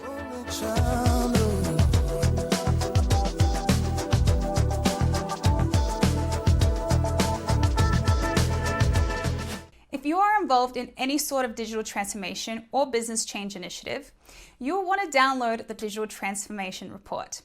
With its comprehensive overview of business and technology trends and best practices, this report is a must-have guide for any transformation project or executive team. Download this free report by visiting Third Stage Consulting at thirdstage-consulting.com. You can also visit our website to learn more about us or download independent reports, videos, and other best practices.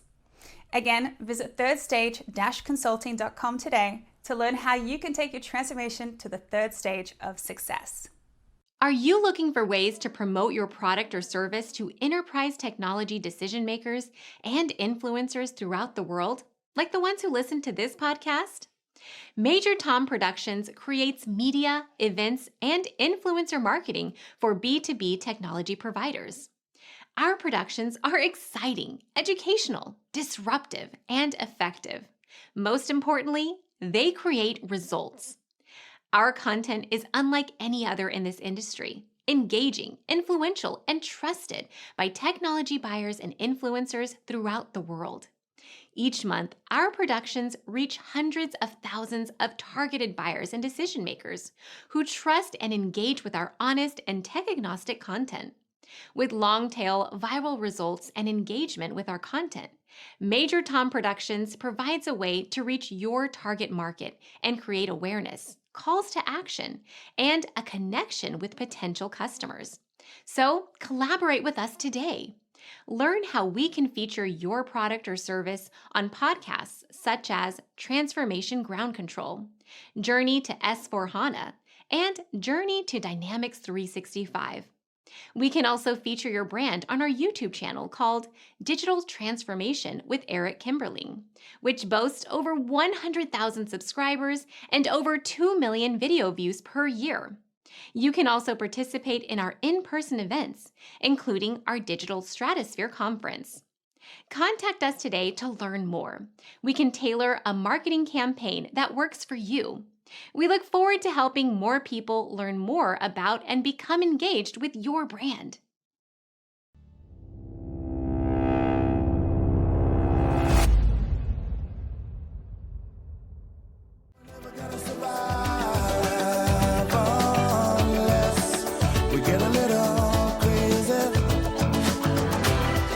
Hello, welcome back to Transformation Ground Control, episode number 214. My name is Eric Kimberling, here with Darian Chwialkowski. And Darian, we just had Marcus Harris on the show to talk about some of the legal implications, all the legalese and the stuff that we don't always want to think about during digital transformations. It's probably not the most fun part of digital transformations to think about, but what were some of your thoughts and takeaways from that conversation? Yeah, I mean, it was a really insightful conversation with Marcus. I feel like it always is. Like you said, we always learn something new from him. I guess a few things really stood out from me specifically. One of them being, he just kept reiterating that one of the biggest things about how risky ERP contracts can be is if companies don't do their due diligence. So one thing he mentioned multiple times was vendors often present super simplified contracts and then that are just a couple of pages and then bury all the real applications in a reference document online. Have you specifically seen companies get burned by this? And what's the best way to make sure that they're not signing something that locks them into bad terms? Yeah, we have seen that a lot, and Marcus has worked with some of the same clients we've worked with, so we've sort of seen the same situation in many cases. But the thing that the one that's the most concerning to me is and he didn't really talk a lot about it this time, but in past interviews I've had with him, he's gone into more detail. But that URL link that you agree to in a contract that says basically, here's the contract you're signing, here's a URL link to our terms and conditions, and by the way, we can change that set of terms and conditions unilaterally without even notifying you, and you are still agreeing to them. That's the most alarming part, because you're basically ceding complete control to the vendor to basically do whatever they want and to change the terms and conditions as they see fit. None of this is really an issue as long as you don't end up in litigation or you don't end up with a problem on your hands. I guess that's the first thing. But the problem is, what if you do end up in litigation? That's where it becomes a problem. So for most people, it's going to be okay. But for those that don't, where there is a problem, that's where you've got issues.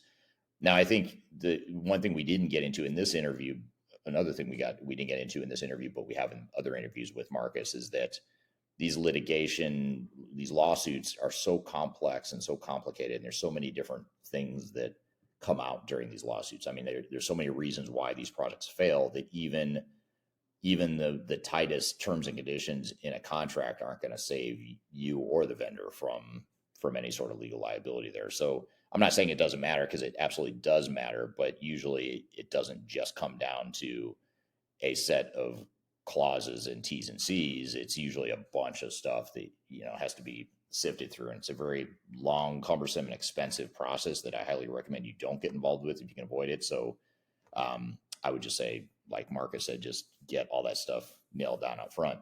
One thing I know he's done is I've seen him negotiate with some of our clients. He'll negotiate where you aren't agreeing to this URL link that points to a living document that could be updated at any point by the vendors.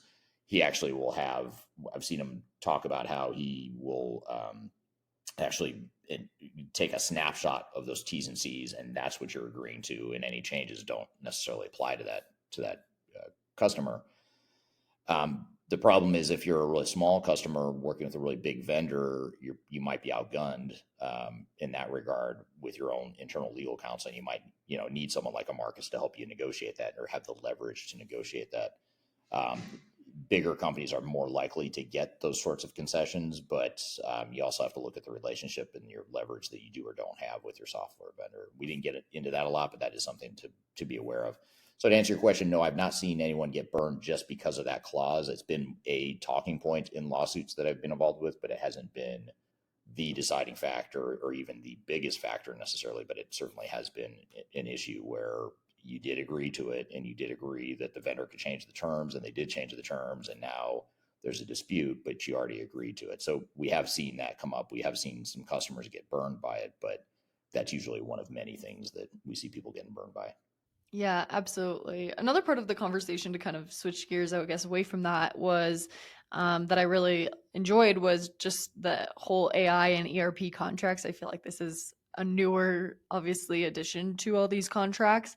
And Marcus said that ERP vendors are fencing off customer data and even charging companies fees to access their own information, basically turning AI into a revenue stream at the customer's expense. Do you think that companies even realize they might be giving up control of their own data in these deals? And how should they be pushing back on this in contracts? I know you guys touched on this, just reiterating. Yeah, I don't think most customers realize that they are, or if they do realize that they are ceding control, they don't understand what that really means. I was at a conference last year. I don't remember which conference it was, but someone in the SAP community, or I'm sorry, it wasn't a conference. It was a podcast, actually. It was a podcast interview that we did for our Journey to S4HANA podcast, which is it's a sister podcast of ours. And if you haven't listened to or watched that, if you're involved in SAP implementations, you should check out journey2s4hana.com is the website for that podcast. But one of the guests someone from SAP, it might've been Timo Elliott, if I remember correctly. But it was someone who worked for SAP. We were talking about how I think it was 30,000 SAP customers at that point had already agreed to use their data to train SAP's AI models. And I was actually pretty surprised that it was that high of a number, that 30,000 organizations had already done it.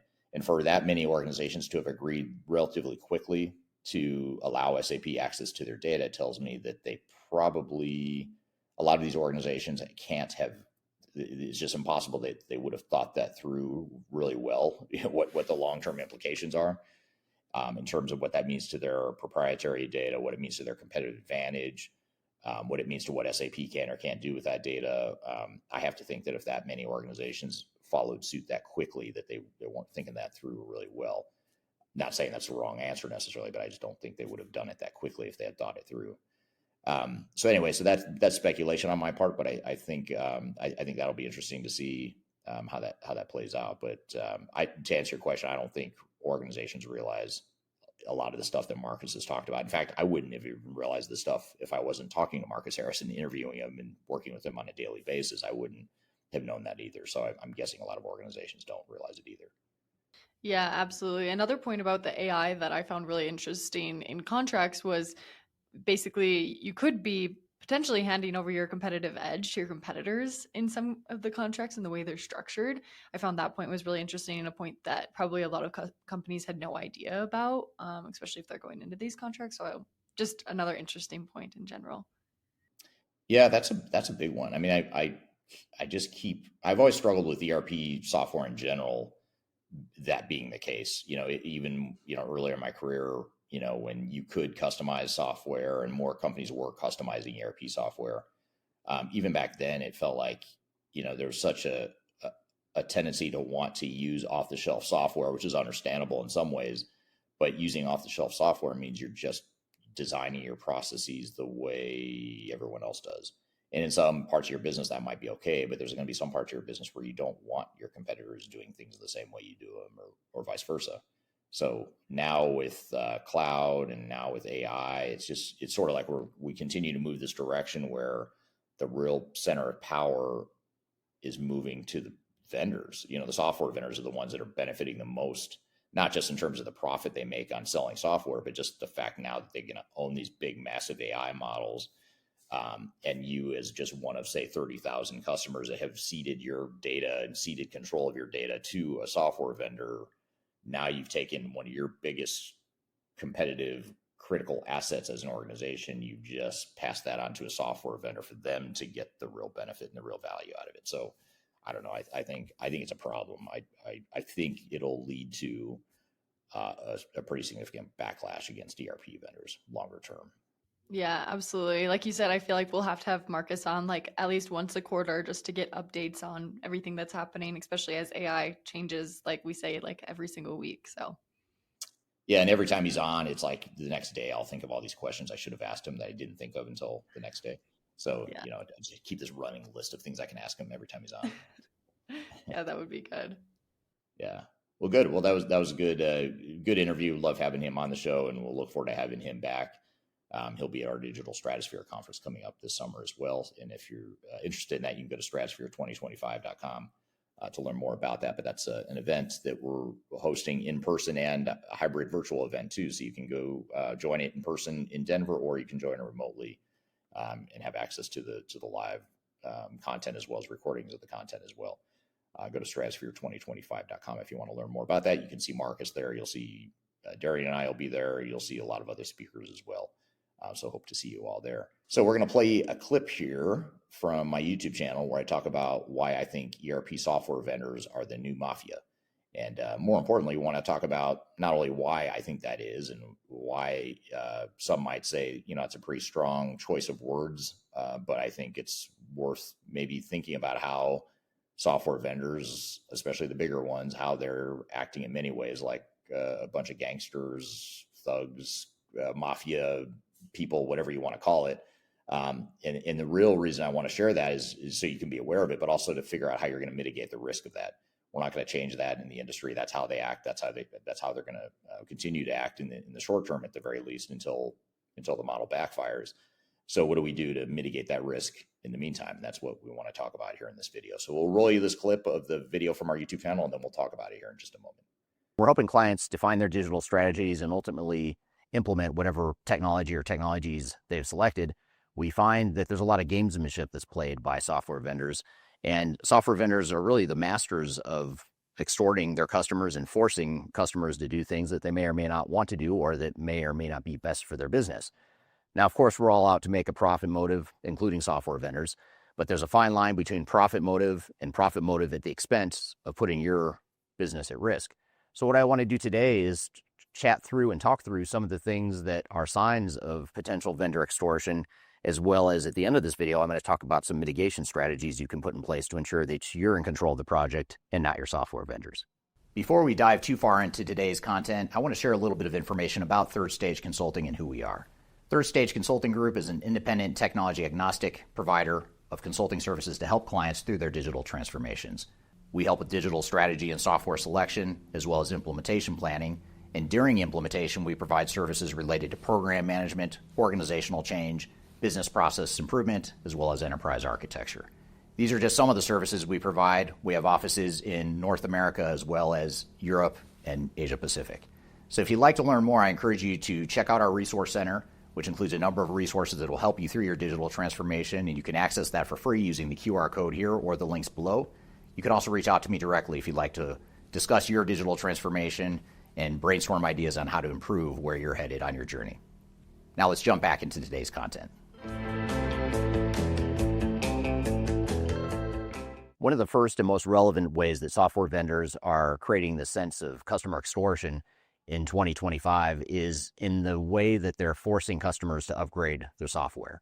So in other words, you have customers that have implemented and spent a lot of money implementing big complex systems years or decades ago, and they're being told that they have to upgrade to a new system in order to continue getting maintenance and support.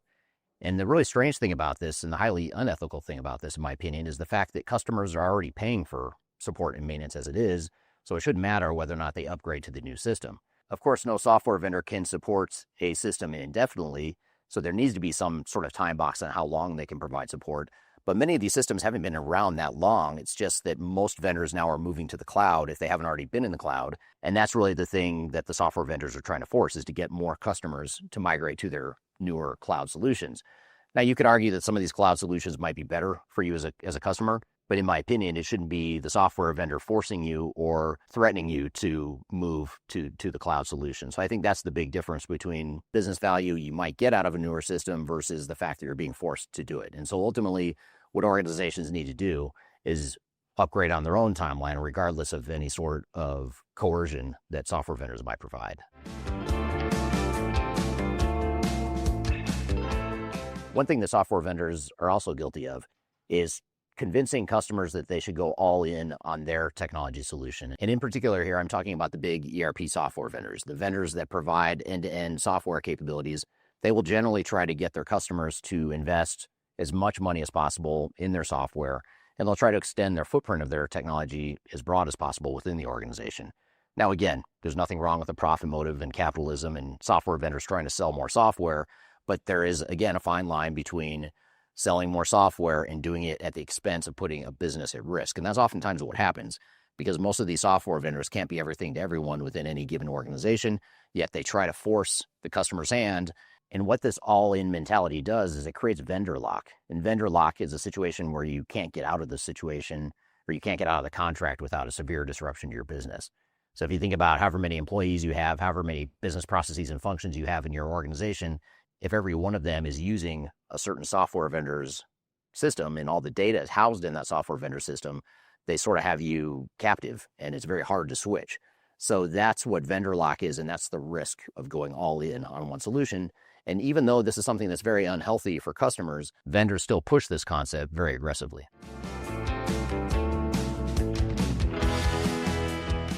Software vendors are also guilty of offering false promises to customers.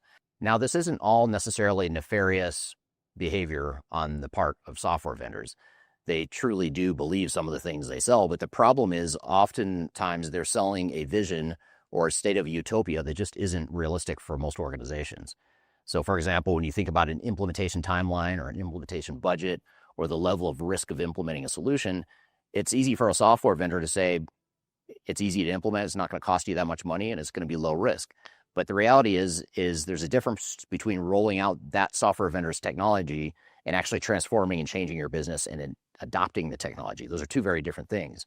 So what ends up happening is people end up with unrealistic expectations about what it's going to take to succeed with that software, and they end up set up for failure because they had these unrealistic expectations from the start, and these expectations were typically set during the sales cycle with the software vendor.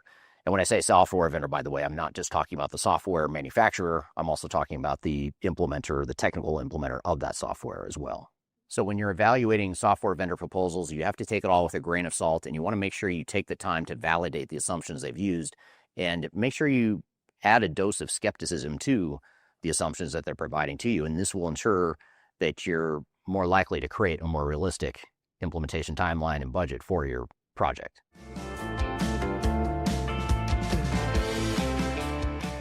Even though I've shared with you some bad news so far in this video, I have even worse news to share with you now.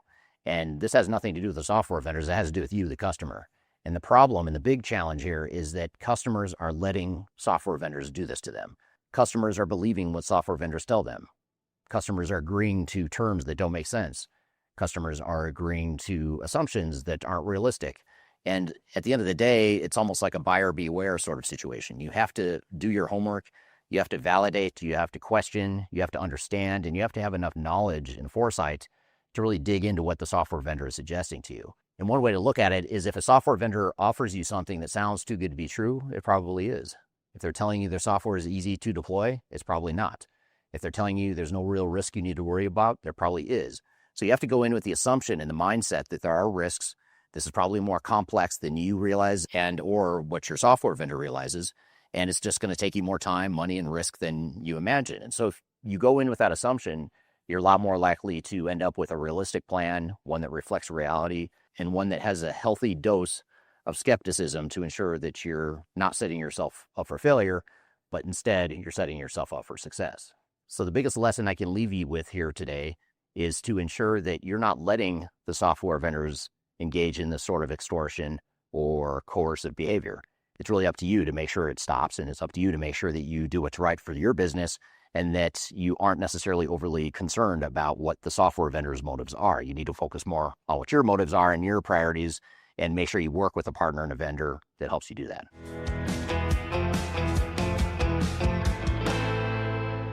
So it's safe to assume that if you're working with a software vendor, especially one of the bigger software vendors or one of the bigger system integrator consulting firms, you're probably going to experience some of these coercive types of behaviors if you haven't already. So the biggest way that you can overcome this is to educate yourself. Make sure you understand what you're getting yourself into, network with peers, understand what other companies have been through, and don't rely just on what the software vendor feeds you. If they give you a reference, that's great, but they're going to give you the best possible customer reference they can find.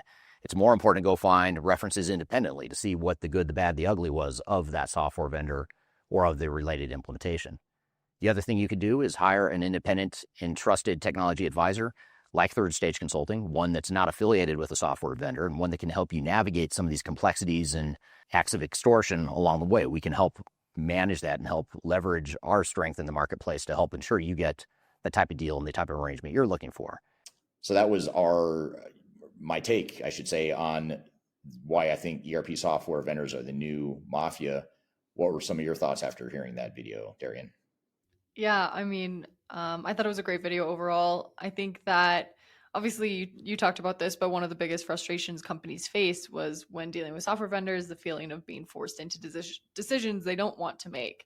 And I think that really is just not ideal, obviously, for a lot of companies, and vendors obviously are wanting that position. So I guess I have some follow-up questions for you from this video to kind of get further into it. One of them is you have mentioned that software vendors often use tactics to get customers to upgrade. Can you walk us through some of the most common ways vendors pressure companies into spending more? Yeah. Well, first of all, what they do is they will either make it impossible for you to buy an older version of software, or they'll stop commissioning sales reps on older software. So just as an example, this was years ago, back when companies were still interested in JD Edwards, which is a product that Oracle acquired and still owns. There was a transition period where there still are a lot of customers using JD Edwards, but not many buying it still. These are legacy JD Edwards customers. But for a while back there was a time where we would have clients come to us and say, hey, we're a manufacturing shop. We're on an old version of JD Edwards. We want to upgrade to a newer version of JD Edwards. And we'd go to the Oracle community and try and, work with whatever partner made sense. And, we learned quickly that not only is Oracle making it very difficult to buy newer versions of JD Edwards, they had actually stopped commissioning reps on selling any JD Edwards because they wanted everyone to move at the time to Oracle e-Business Suite. Now it's Oracle Fusion, but at the time it was Oracle e-Business Suite. And that one just stands out because at the time we had so many manufacturing clients that were still interested in JD Edwards, and it was like pulling teeth trying to say, hey, we've got a customer that wants to spend money on JD Edwards, but Oracle wanted them to go to e-Business Suite instead. And so they would make it really difficult, if not impossible, to get that software. So, it's been going on for a while. SAP is doing it now. If you want to go buy, the newest version of ECC, they're not going to let you. You're going to have to go to S/4HANA, which is a complete re-implementation if you're already on ECC. So that's one way they do it, is they just sort of limit, they sort of cut off the ability to buy and the ability to commission. They stop commissioning sales reps on it, which that's going to create a lot of pressure in the industry to do something different, which is move to the newer version of software. And then the other bigger one that's more pronounced, I think, and the more obvious, painful one for customers is these arbitrary dates that these vendors have set to sunset their old products, that's nothing new. These software vendors have a right to sunset products over time. They've been doing it forever, and they can only support really old systems for a certain amount of time. But the problem is, you look at like SAP. Some of these customers they have, some of these big Fortune 500 companies never fully got through their ECC implementation in the first place, and now they're already being forced to upgrade to S/4HANA because they're going to lose support on ECC. So that's the way they are doing it now. Is they're sort of setting arbitrary deadlines where we're going to cut off support on this date, so you better get moving on your upgrade to whatever product we want you to get to now. That's probably the biggest one that SAP and Microsoft, in my opinion, are the most guilty of this. So Oracle's doing it too, maybe not quite as aggressively, but still fairly aggressively. And a lot of the other vendors are starting to do it too. So that's the biggest one, is just cut off the support and maintenance, and hope that as many customers as possible move over to the new product. Yeah, absolutely. And when this happens, how can companies push back against a vendor when they're maybe forcing this unnecessary upgrade? Well, I think that first thing is just recognize you are the customer. You do whatever you want. You don't have to do what SAP wants or what your software vendor wants. So that's the first thing, is just have the confidence to know you are the customer and you're the one with the money. And just because SAP decides they're cutting off support doesn't mean you have to move. And the other thing too is not only recognize you're the customer, but recognize what your options are and what your leverage is. Your leverage is, you could go look at Oracle. If you're an SAP customer, go look at Oracle and Microsoft then. Or if you want to stay with SAP, tell them to pound sand. I'm not migrating from ECC just because you're telling me I have to. I'm going to stay on ECC for however long I want to, even if it means I don't get your support from it. And by the way, if I don't get your support on this software, then maybe I go find a third-party provider like a Spinnaker or Rimini Street or whoever. That's an option. Or, God forbid, I just say, I don't need anyone to provide support. I will support it myself and maintain it myself for as long as I need to. There is risk associated with that, of course, but you have to look at, is that risk any greater, or is it as material as the risk of spending money on a software perhaps you don't need, or going through a risky project, or putting your operations at risk when you don't need to. You have to assess and weigh all that cost benefit, not just, am I going to lose support? Because I think a lot of IT people panic and say, oh, well, I can't live without support from SAP, so I have to do something. And not enough people look at it from an objective business perspective to say, well, hold on. Yeah, there's a risk there, but perhaps implementing a new system is even riskier and costlier than the cost and risk of just maintaining, an old system or trying to maintain an old system. So that's the other thing, recognize what your options are, recognize you're the customer, know what your leverage is, look at your options, because you probably have more options than you think and that the vendors are telling you. So, and get that objective view. That's why we do so well in the marketplace. We at Third Stage Consulting is because we're independent and we're not affiliated with these software vendors. We just help clients understand what their options are, and we help them make the right decision that makes the most sense for them. Yeah, absolutely. Well, what a great episode today. I feel like a lot of great topics were covered, and especially learned a lot from Marcus, of course. Yeah, absolutely. Yeah, great stuff. And thank you for all the great content you provided today. Thank you to Marcus for the interview and for his time. And thank you to the audience for the great questions as well. Love hearing those questions here in the episode. And new episodes drop every Wednesday at transformationgroundcontrol.com. Be sure to subscribe, share it with your colleagues, anyone you think might enjoy the show. We appreciate you getting the word out to as many people as possible.